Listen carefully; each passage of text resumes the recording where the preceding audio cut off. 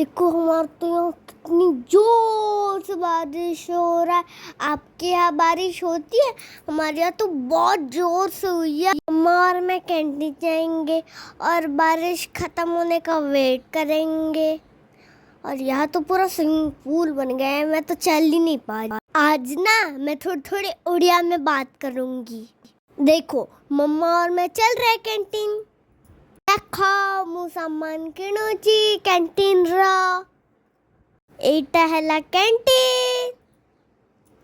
और देख और बहुत सामान अच्छी कैंटीन रा वाये मु तो एठी मामा बेल करुची आउ वीडियो बनाउची।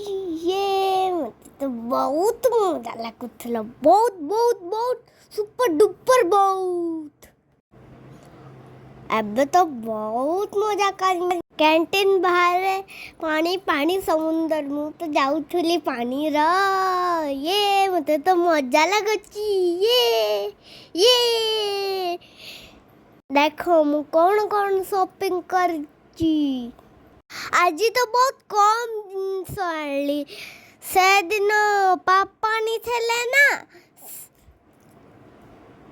देखो अब थोड़ा मैं पढ़ाई कर लेती हूँ, कल मेरा एग्जाम है ना, इसलिए बाय बाय।